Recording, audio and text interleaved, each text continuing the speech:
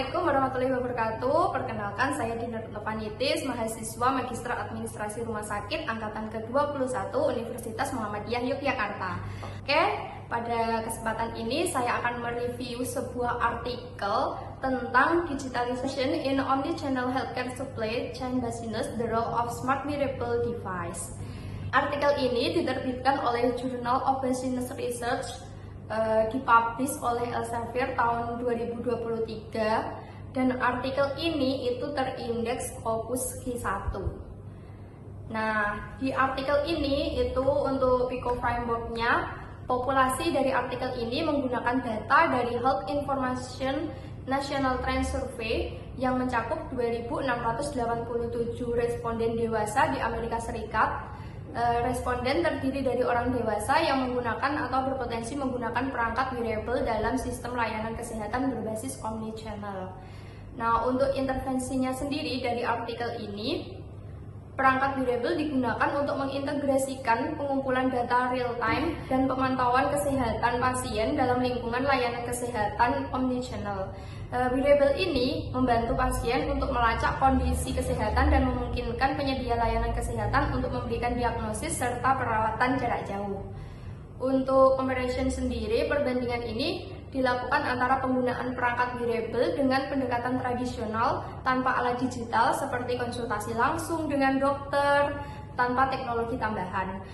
Meskipun tidak dinyatakan eksplisit, namun artikel ini menekankan bagaimana perangkat wearable menawarkan efisiensi lebih tinggi dibandingkan dengan metode tradisional. Kemudian untuk outcome-nya sendiri dari artikel ini adalah tingkat adopsi perangkat wearable mencapai 25,87% pada 12 bulan terakhir di antara beberapa responden.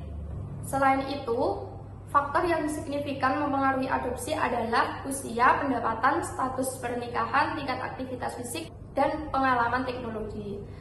Meskipun masalah privasi dan keamanan data menjadi perhatian utama, dampaknya terhadap tingkat adopsi tidak signifikan.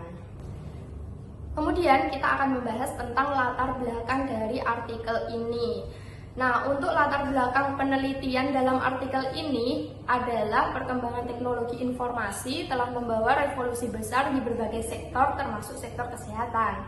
Nah, digitalisasi dan Internet of Things memungkinkan integrasi data dan layanan kesehatan yang lebih efisien sehingga menciptakan peluang baru untuk meningkatkan kualitas pelayanan kesehatan secara global.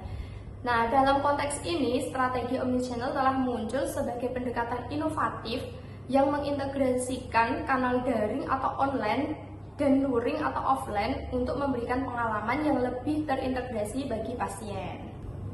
Sedangkan untuk tujuan penelitian dari artikel ini itu adalah untuk menjelajahi peran perangkat wearable dalam manajemen rantai pasokan kesehatan berbasis omnichannel, serta mengidentifikasi faktor-faktor yang mempengaruhi adopsinya, termasuk kekhawatiran etis seperti privasi dan keamanan data.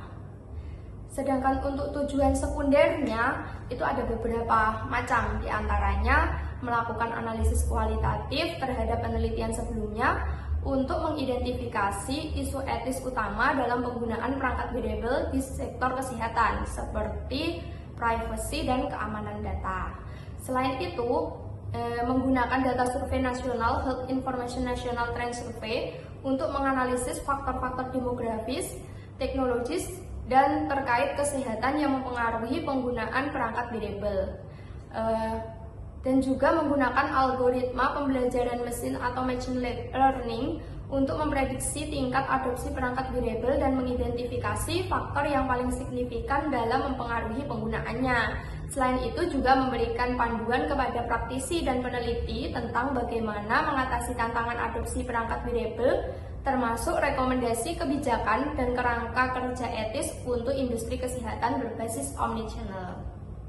Nah, untuk metode penelitiannya sendiri, artikel ini menggunakan metode terintegrasi yang terdiri dari kualitatif dan kuantitatif untuk memperkaya topik yang dieksplor dari berbagai sudut pandang dan menarik konteks yang lebih komprehensif.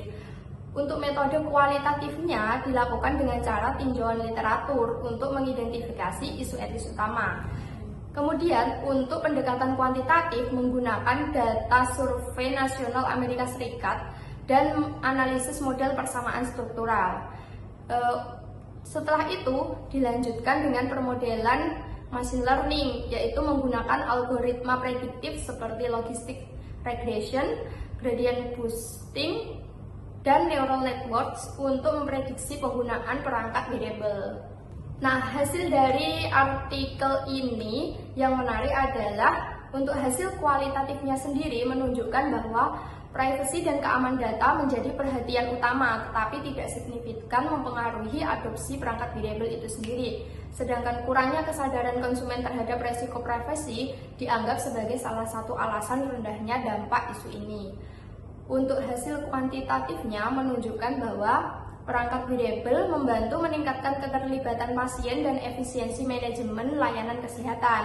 Namun, hanya 25,87% responden survei yang menggunakan dalam sebulan terakhir. Untuk faktor demografis seperti usia, gender, dan tingkat pendidikan mempengaruhi adopsi perangkat variabel. Sedangkan hasil dari model learning machine menunjukkan neural network adalah algoritma terbaik dalam memprediksi pengguna perangkat variabel. Faktor seperti penggunaan teknologi tablet, tingkat aktivitas fisik, dan pendapatan mempengaruhi hasil dari prediksi tersebut. Nah, jika hasil penelitian ini diterapkan di Indonesia, beberapa hal yang perlu dipertimbangkan diantaranya adopsi teknologi variabel di Indonesia mungkin terhambat oleh akses terbatas ke internet dan perangkat modern, terutama di wilayah pedesaan. Untuk kesadaran privasinya sendiri, kesadaran masyarakat Indonesia terhadap isu privasi dan keamanan data masih tergolong rendah. Kampanye edukasi sangat diperlukan untuk meningkatkan pemahaman ini. Kemudian, untuk peluang implementasinya sendiri, perangkat variabel dapat mendukung pelayanan kesehatan jarak jauh, terutama untuk daerah terpencil dengan akses medis terbatas. Apalagi pemerintah dapat mengintegrasikan perangkat ini dalam program kesehatan nasional seperti BPJS Kesehatan untuk pemantauan penyakit kronis. Untuk hambatan biayanya sendiri itu mungkin muncul. Harga perangkat variabel cenderung mahal, subsidi pemerintah atau skema pembiayaan khusus dapat menjadi solusi untuk mendorong adopsi ini. Nah, meskipun banyak hal yang harus dipertimbangkan, namun jika dilakukan perencanaan dengan baik, penerapan teknologi ini di Indonesia berpotensi memperbaiki sistem pelayanan kesehatan dan meningkatkan kualitas hidup masyarakat. Oke, cukup sekian review artikel kita kali ini. Sampai jumpa di review-review selanjutnya. Assalamualaikum warahmatullahi wabarakatuh. Terima kasih. Dadah.